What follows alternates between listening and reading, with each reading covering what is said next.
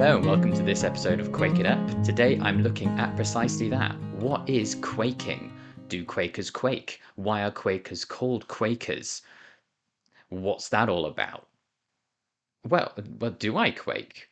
What does it mean to quake as a Quaker? What do Quakers mean when they say they are quaking? Or what does the verb to quake mean in a Quaker context? So that's what I'm going to look at today. We're going to look at the origins of the word and maybe what it means through experience, and also what does it mean um, perhaps as a new verb with a new meaning. Quakers do it, after all, love giving new meanings to words that already exist. So going back to the beginning, as we always do, why were Quakers called Quakers? It seems that it's not super clear, but that most of the time most people seem to agree that it came up originally from perhaps it was George Fox himself or someone uh, equally important and fundamental to the original Quaker movement when asked um, about their practices and their beliefs, and when that was being mocked, they said everyone should quake before God. And this was then taken up as an insult by those looking to um, identify Quakers back through what they're doing, or they're the ones that quake. They're the Quakers. They're the ones that spend their time shivering before the shivering before God. Um, and like many insults, eventually this became actually an accepted name. And so by nowadays in the 21st century, Quakers actually have two names. We have the official name, and we have the Quakers. So you would say the full name of the Quaker group would be the Religious Society of Friends, and then in brackets it goes Quakers. So this has been completely normalized by now. Quakers refer to other Quakers as Quakers. I would refer to myself as a Quaker to other people. And I suppose there's multiple reasons for that. If we look at the original word, the Religious Society of Friends, if I called myself a friend, in if I was speaking to someone and I said I'm a friend, um, they wouldn't know what that means because they wouldn't see the capital F.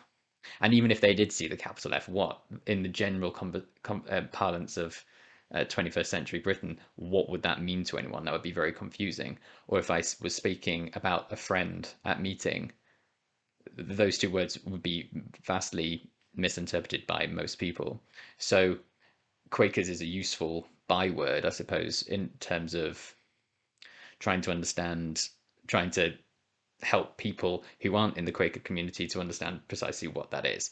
But that being said, I think there was a very, and especially in the um, early movement of Quakerism, there was a certain charismatic beginning to it as well. It was, and so I can imagine that the quaking that they experienced was physical as well as just um, a general feeling towards the power of God. So that I can imagine that perhaps the early Quakers did have physical displays of uh, charismatic Christianity when they feel that they have been uh, led by the Holy Spirit, or that they have a message from the Holy Spirit that gives them that gives them a physical attribute of quaking. So perhaps I can see that possibly could have been the case as well. I then wanted to talk about my experience as well, and see, well, do I quake physically when giving ministry or just when I'm in meeting generally? And so I suppose the answer to that is, well, actually, yes. I was surprised when I thought about this, and the answer was yes, I do quake, actually. Um, when I'm in meeting and I feel like I have been given a leading, something that I do want to share, or even if not that I want to share, something that's just I feel that something from outside of me has been delivered to me, so to speak. I, I do feel that my heart rate does start going up, and I do feel that my hands get very clammy, and I do quiver.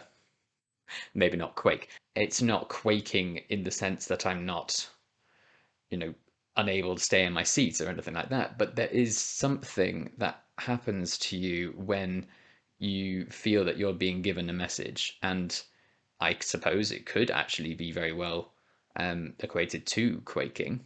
So I suppose actually that is a truth. But then I was also thinking about whether Quakers could take back this word and give it a new meaning like they do with loads of other things. So to look at the verb to quake not as to shiver and to move uncontrollably, but actually to give the verb to quake a new meaning as to be a Quaker. And what would that mean then? Um, so to be a Quaker, to quake in a Quaker context would be things like living your life sacramentally. It would be maybe living your life through the testimonies of love and truth, living through the leadings of the inner light. So I suppose that could be the new meaning of the verb to quake, the new meaning of Quakers, people that quake. And if that's the case, then yes, I would like to say that I would like to quake more often. I'd like to quake to my fullest. Um, but maybe that is less of the uh, uncontrollable movement and more the active participation in what the inner light is sharing with us as a community and with the world, and us going out in there and wanting to partake in God's plan for all of us in the world. Thank you very much for watching this video. If you liked it, please do click on the thumbs up button and do check out some of my other videos about Quakerism in the UK.